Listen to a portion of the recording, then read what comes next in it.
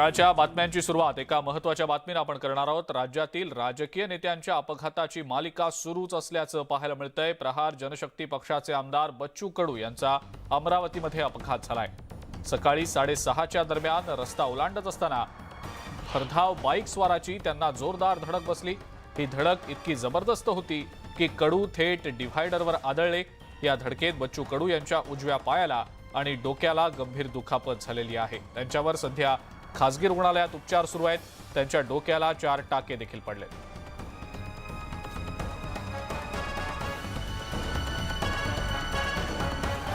अधिक माहिती या संदर्भातली आपण जाणून घेणार आहोत। संजय शेंडे आपले प्रतिनिधी आपल्या सोबत आहेत सध्या। संजय, कसा काय हा अपघात झाला, सविस्तर याबद्दल काय सांगते? अजिंक्य, आज सकाळची ही घटना आहे। खरं तर बच्चू कडू ज्या भागात राहतात तो कठोरा नाका रोड जो आहे त्या रोडवरून बच्चू कडू हे सकाळी पैदळ मॉर्निंग वॉकला निघाले होते आणि त्या दरम्यान कुठल्या तरी वाहनाने डिवायडरवर त्यांना धडक दिली किंवा त्यांची गाडी धडकली हे अजूनपर्यंत निश्चित माहित होऊ शकलं नाही। परंतु यामुळे बच्चू कडू यांच्या डोक्याला दुखापत झालेली आहे। डोक्याला जवळपास 4 टाके लागलेले आहे आणि पायाला पण मार लागलेला आहे आणि त्यांना त्याच रोडवरच्या त्यांच्या घराच्या बाजूलाच असलेल्या आराधना बिल्डिंगच्या बाजूला असलेल्या किटोकले हॉस्पिटलमध्ये बच्चू कडू यांना दाखल करण्यात आलेला आहे। बच्चू कडू यांच्या सध्या उपचार सुरू आहे। मात्र बच्चू कडू यांची परिस्थिती जी आहे ती धोक्याबाहेर आहे, परंतु त्यांच्यावर उपचार सुरू आहे। मात्र सकाळी ऍक्सिडेंट नेमका कसा झाला की अजूनपर्यंत त्यांचे जे जवळचे लोक त्यांना सुद्धा माहिती नाही। जेव्हा प्रत्यक्ष बच्चू कडू यांना भेटू तेव्हा ते प्रत्यक्ष ऍक्सिडेंट कसा झाला ही माहिती आपल्याला मिळू शकेल। मात्र बच्चू कडू यांची परिस्थिती जी आहे सध्या धोक्याबाहेर आहे। संजय, पण उजव्या पायाला त्यांच्या मार लागलाय, डोक्याला टाके पडलेत असं देखील समजतंय, काय नेमकी त्याबद्दलची अपडेट? डोक्याला त्यांच्या 4 टाके पडलेले आहे आणि पायाला सुद्धा मार लागलेला आहे। डिव्हायडरवर ते पडल्याची अशी माहिती मिळत आहे त्या रस्त्याने चालत असताना। त्यामुळं डिव्हायडर मार लागल्यामुळं जे डिव्हायडर जे आहे ते सिमेंट कॉन्क्रीटचे बनलेले आहे आणि या डिव्हायडरचे नेमके पडल्यामुळे हा त्यांना। बरं संजय, धन्यवाद, सविस्तर माहिती आपण दिलीत त्याबद्दल। पुढची महत्त्वाची बातमी बघूया, जी बेरोजगारांसाठी खरं तर आनंदाची बातमी आहे। 75,000 नोकर भरतीच्या प्रभावी अंमलबजावणीसाठी राज्य सरकार आता समिती गठीत करणार आहे। मंत्रिमंडळाच्या बैठकीमध्ये या संदर्भात चर्चा झालेली आहे। येत्या 2 दिवसात यावर निर्णय होणार आहे। एवढी मोठी नोकर भरती राबवण्यासाठी अडथळे कसे दूर करायचे यावर ही समिती काम करेल। राज्यामध्ये 75,000 नोकर भरती करत असताना ऑनलाईन परीक्षा सेंटर कसं उपलब्ध करायचं या संदर्भातही संबंधित कंपन्यांच्या समोर मोठा प्रश्न आहे।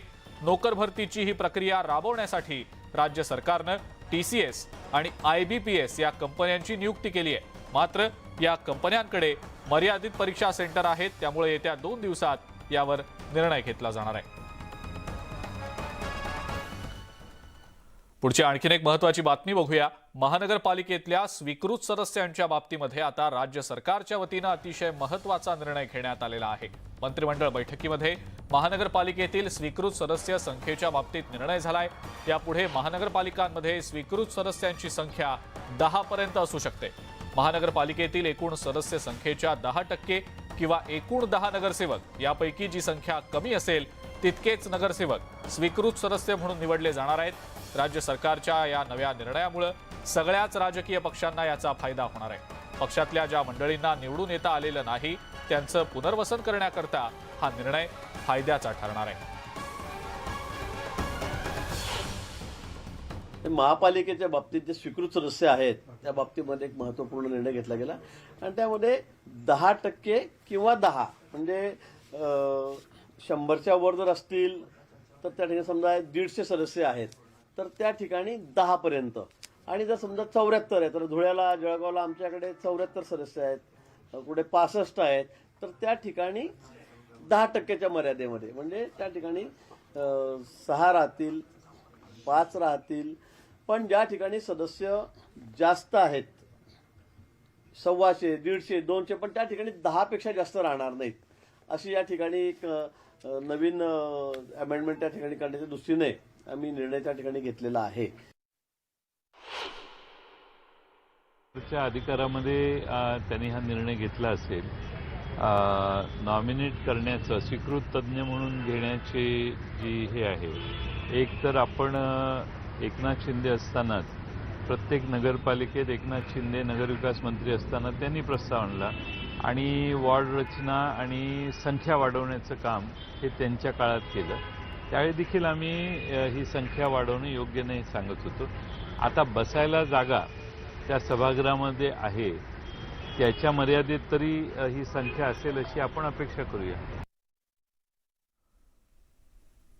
पुढची एक महत्वाची मोठी ब्रेकिंग न्यूज आता आपण बघणार आहोत. माजी मंत्री हसन मुश्रीफ यांच्या घरावर ईडीचे छापे पडल्याची ही ब्रेकिंग न्यूज आहे. कागलमधल्या घरावर ईडीनं छापा टाकलेला आहे. ईडीचे 20 अधिकारी मुश्रीफ यांच्या घरी असल्याचं समजतंय. ही आत्ताची सर्वात महत्वाची मोठी बातमी आपण पाहतो आहोत. अधिक अपडेट या संदर्भातली आपण जाणून घेऊया. ज्ञानेश्वर साळुखे आपले प्रतिनिधी आपल्या सोबत आहेत सध्या. ज्ञानेश्वर, काय नेमकी अपडेट? राष्ट्रवादीचे नेत्यांनी माजी मंत्री हसन मुश्रीफ यांच्या घरावरती ईडीचे छापे पडलेले आहेत. कागल इथल्या त्यांच्या निवासस्थानी आज सकाळीच आहे ते ईडीचं पथक दाखल झालेले. सुमारे 20 कर्मचारी या पथकामध्ये सामील आहेत. त्यांच्याकडून हसन मुश्रीफ यांच्या घराची कसून चौकशी सुरू असताना आपल्याला पाहायला मिळते. आपल्याला माहितच आहे की किरीट सोमय्या यांनी हसन मुश्रीफ यांच्यावर मनी लॉन्ड्रिंगचे आरोप केले होते. कारखान्यामध्ये हे पैसे गुंतवल्याचा आरोप आहे तो त्यांचा होता. आणि या अनुषंगाने त्यांनी 1 जानेवारीलाच म्हणजे वर्षाच्या सुरुवातीलाच हसन मुश्रीफ हे आपल्या रडारवर असल्याचं ट्विट सुद्धा केलं होतं. आणि त्या अनुषंगाने तर हे छापे पडले नाहीत का अशी एक शंका आहे ती उपस्थित होताना पाहायला मिळते. मात्र हसन मुश्रीफ यांच्या घराच्या ठिकाणी आता कडक बंदोबस्त तैनात करण्यात आलेला आहे. कोणत्याही नागरिकांना आतमध्ये सोडलं जात नाही. एकूणच पहाटेपासूनच या छापासत्राला सुरुवात झालेली आहे.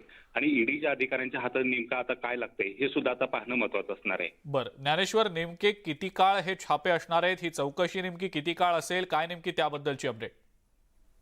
खरं तर मनी लॉन्ड्रिंगच्या आरोपावरून ईडीचे छापे आहेत ते हसन मुश्रीफ यांच्यावरती पडलेले आहेत. खरं तर यापूर्वी सुद्धा या संदर्भातली चौकशी आहे ती झाली होती. मात्र हसन मुश्रीफ यांनी ईडीच्या अधिकाऱ्यांना केवळ कागदपत्र जे आहे ते रेशन कार्डच्या संदर्भातले लोकांची लागली होती अशा पद्धतीचं स्पष्टीकरण दिलं होतं. मात्र आता पुन्हा एकदा ही छापे पडले आहेत. त्यामुळे ईडीचे अधिकारी कसून चौकशी करताना पाहायला मिळतात. त्यांच्या हाती नेमकी काय कागदपत्र लागतात हे सुद्धा महत्वाचं असणार आहे. कारण ज्या पद्धतीनं मनी लॉन्ड्रिंगचा आरोप हसन मुश्रीफ यांच्यावरती होतोय त्या संदर्भातली काही कागदपत्र या संदर्भात उपलब्ध होते का त्याची चौकशी आणि पडताळणी करण्याचा प्रयत्न आहे तो ईडीच्या अधिकाऱ्यांचा आहे.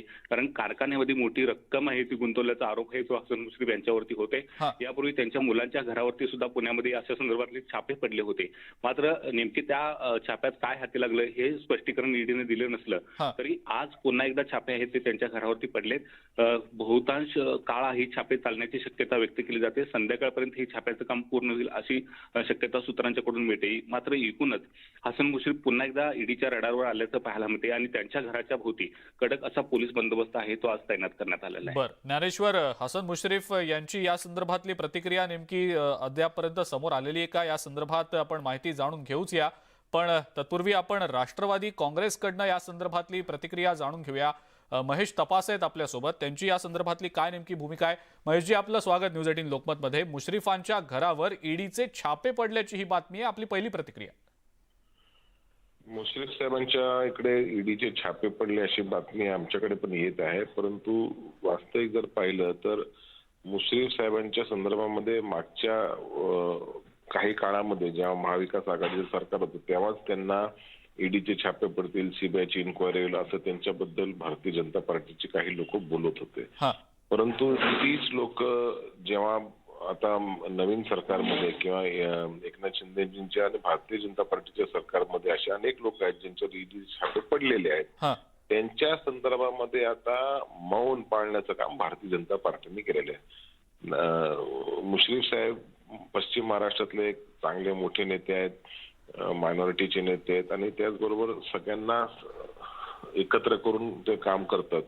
त्यांच्या संदर्भामध्ये हे होणार हे मुश्रीफ साहेबांना माहिती होतं आणि जाणून बुजून जर ह्याच्यामध्ये काही राजकीय रंग आहे की नाही आता येणाऱ्या काळामध्ये समजेलच. परंतु सुरुवातीपासून ज्या गोष्टी नाहीत त्या गोष्टी सातत्याने मीडियामध्ये 1 वर्षापासून बोलून ग्राउंडवर तयार करण्याचं काम भारतीय जनता पार्टीचे काही. महेशजी, जाणीवपूर्वक टार्गेट केलं जातंय असं वाटतंय का आपल्याला? हो, 100% ना. महाविकास आघाडीच्या सर्वच नेत्यांना जाणीवपूर्वक टार्गेट करण्यात आलेलं आहे. मग त्याच्यात अनिल देशमुख असतील, त्याच्यात नवाब मलिक असतील, त्याच्यामध्ये राऊत साहेब असतील, त्याच्यामध्ये आता कागलचे आमचे मुश्रीफ साहेब असतील आणि असं करून त्यांना कुठेतरी पॉलिटिकली त्रास देण्याचा कार्यक्रम. आमचं म्हणणं एकच आहे की ह्या सगळ्या गोष्टीच्या मागे तथ्य नाही हे जगाला माहिती आहे, परंतु कुठेतरी ईडीचा दबाव आणायचा, कुठेतरी सीबीआयचा दबाव आणायचा, कुठेतरी इन्कम टॅक्सचा दबाव आणायचा. ज्या संघटनेच्या आणि संस्थेच्या बद्दल काही वर्षातील लोकांना माहित पण नव्हतं, त्या संघटनेचा आणि संस्थेचा एवढा उपयोग हे राजकीय कामासाठी भारतीय जनता पार्टी करते. बर, मुद्दा कळला आपला महेशजी. धन्यवाद. आपण न्यूज 18 लोकमतशी बोललात आणि आपली प्रतिक्रिया दिलीत त्याबद्दल. कागलमधल्या मुश्रीफ यांच्या घरावर ईडीचे छापे पडलेले आहेत. ईडीचे 20 अधिकारी आणि कर्मचारी मुश्रीफ यांच्या घरी चौकशी करत असल्याचं समजतंय आणि ही आत्ताच्या घडीची सर्वात महत्वाची मोठी अपडेट आपण पाहतो आहोत. माजी मंत्री हसन मुश्रीफ यांच्या घरावर पुन्हा एकदा ईडीचे छापे पडलेले आहेत आणि या संदर्भात आपण प्रतिक्रिया जाणून घेणार आहोत. भाजपचे नेते किरीट सोमय्या देखील आपल्या सोबत आहेत फोन लाईनवरनं. किरीटजी, आपलं देखील स्वागत न्यूज 18 लोकमतमध्ये. माजी मंत्री हसन मुश्रीफ यांच्या कागलमधल्या घरी ईडीचा छापा पडलेला आहे. आपली या संदर्भातली पहिली प्रतिक्रिया. काही दिवसांपूर्वी आपण या संदर्भातलं एक ट्विट देखील केलेलं होतं. 158 कोटी रुपयाची अफरातफर हसन मुश्रीफांनी केली. मंत्री असताना 1500 कोटीचे कॉन्ट्रॅक्ट जावं आता कंपनीला दिले. ज्याने एवढ्या हे केले, कोल्हापूरला जाताना मला थांबवलं, अटक केली. उद्धव ठाकरेचे जे घोटाळेबाज नेते मंत्री, हिसाब तो देना ही पडेगा, हिसाब लेके रहूंगा. अनिल परब झालं, आता हसन मुश्रीफ आणि पुढे असलम शेख. बर, किरीटजी धन्यवाद. न्यूज 18 लोकमतशी बोललात आपण आणि प्रतिक्रिया दिली त्याबद्दल. पुढची आणखीन एक महत्वाची बातमी बघूया. पंतप्रधान नरेंद्र मोदी 19 जानेवारीला मुंबईमध्ये येत आहेत. राज्यातल्या सत्तांतरानंतर पहिल्यांदाच पंतप्रधान मोदी मुंबईत येत आहेत. मोदींच्या हस्ते 19 जानेवारीला बहुप्रतीक्षित दहिसर ते डीएन नगर मेट्रो 2A आणि दहिसर पूर्व ते अंधेरी पूर्व मेट्रो 7चं लोकार्पण होणार आहे. 2A लाईनवरच्या अंधेरी वेस्ट स्टेशन हे वर्सोवा अंधेरी घाटकोपर या मेट्रो लाईनवरच्या डीएन नगर स्टेशनची इंटरकनेक्टिंग असणार आहे. मुंबई महानगरपालिका निवडणुकीच्या पार्श्वभूमीवर पंतप्रधान मोदी यांचा हा दौरा अतिशय महत्त्वाचा मानला जातोय. या दौऱ्यामध्ये पंतप्रधान मोदींच्या हस्ते राज्य सरकारच्या विविध प्रकल्पांचं उद्घाटन आणि भूमिपूजन होणार आहे. त्याचप्रमाणे मुंबई महानगरपालिकेच्या विविध विकास कामांचंही उद्घाटन आणि भूमिपूजन पंतप्रधानांच्या हस्ते केलं जाईल. पंतप्रधानांचा हा दौरा म्हणजे आगामी पालिका निवडणुकीची चाहूल असल्याची चर्चा सध्या पालिका वर्तुळात सुरू आहे.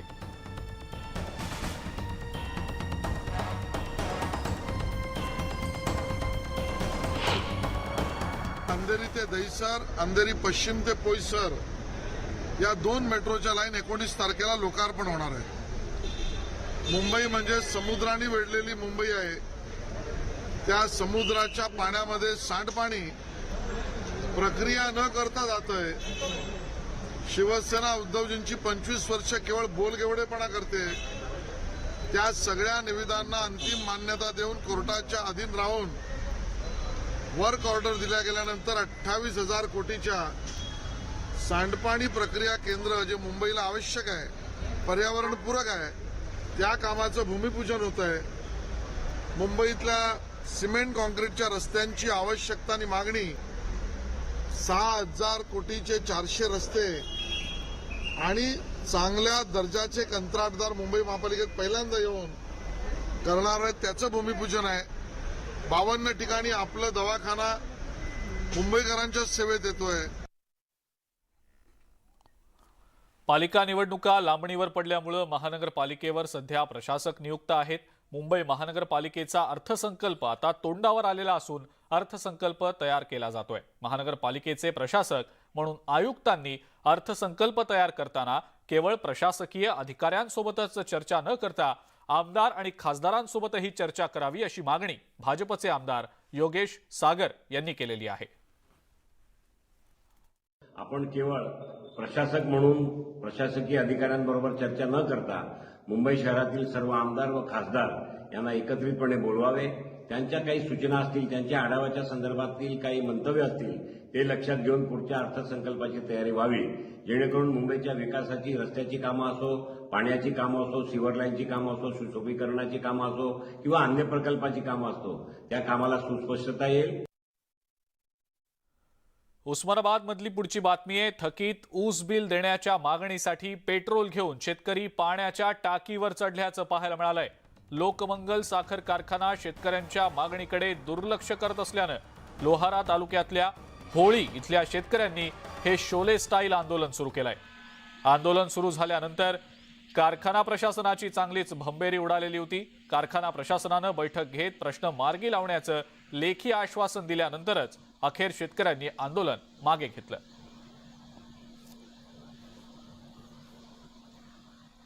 कळीची विनंती आहे, मुख्यमंत्री साहेब, उपमुख्यमंत्री साहेब या सर्वांनाच माझी, साखर आयुक्त यांना सर्वांना माझी विनंती आहे की आमच्या शेतकऱ्याच्या मागणीचा जरूर आपण जाणीवपूर्वक विचार करावा आणि सदरील साखर कारखाना प्रशासनाला आदेश देऊन तात्काळ आमचा उर्वरित 500 रुपयाचा हप्ता काढावा.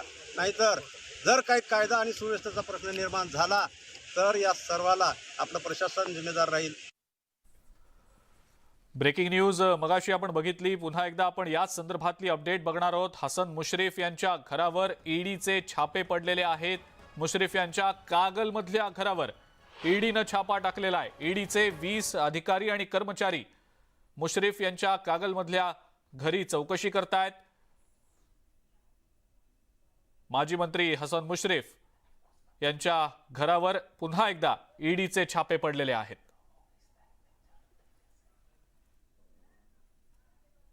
मुश्रीफ यांच्या कागलमधल्या घरावर ईडीचे हे छापे पडलेत. ईडीचे 20 कर्मचारी आणि अधिकारी सध्या मुश्रीफ यांच्या घरी आहेत. आणि यानंतरची एक मोठी बातमी आहे पुणेकरांच्या आरोग्याशी निगडीत. पुण्यामध्ये चक्क नाल्याच्या पाण्यामध्ये हरभरा विक्रेते हरभरा धुवून त्याची विक्री करत असल्याचा अत्यंत किळसवाणा प्रकार कॅमेऱ्यात कैद झालाय. अशा प्रकारचं कृत्य करून हरभरा विक्रेता हा पुणेकरांच्या आरोग्याशी राजरोसपणे खेळत असल्याचं समोर आलेलं आहे. या व्हिडिओतली ही घटना पुणे शहरातल्या एम्प्रेस गार्डन रस्त्यावरची आहे. व्हिडिओमध्ये स्पष्ट दिसतंय की रस्त्या शेजारच्या नाल्याच्या पाण्यात हा विक्रेता हरभरा धुतोय आणि तोच हरभरा त्यानं नाल्या शेजारी रस्त्यावर विक्रीसाठी ठेवलाय. हा सगळा धक्कादायक प्रकार उघडकीला आल्यानंतर आता प्रशासन नेमकी काय कारवाई करणार असा सवाल उपस्थित केला गेलेला आहे. त्यामुळे आता आवडीनं हरभरा खरेदी करणाऱ्यांना हरभरा खरेदी करताना 10 वेळेला विचार करावा लागेल.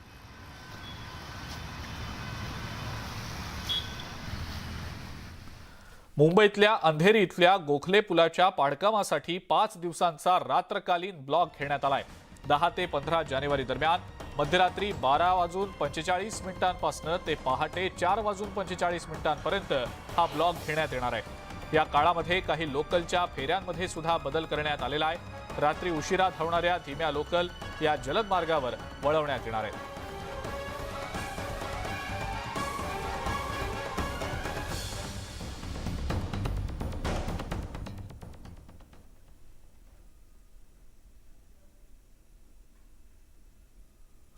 आणि यानंतर मालेगावमधनं एक मोठी बातमी समोर येतेय. पंकज आणि रेणुका बिरारी या पती पत्नीनं राहत्या घरी गळफास घेत आत्महत्या केल्याची घटना समोर आलेली आहे. मालेगावच्या सोयगाव भागातल्या डीके बस स्टॉप जवळची ही घटना आहे. या दाम्पत्यानं आत्महत्या का केली याचं कारण अद्याप अस्पष्ट आहे. या सगळ्या प्रकरणाचा आता पोलीस अधिक तपास करत आहेत.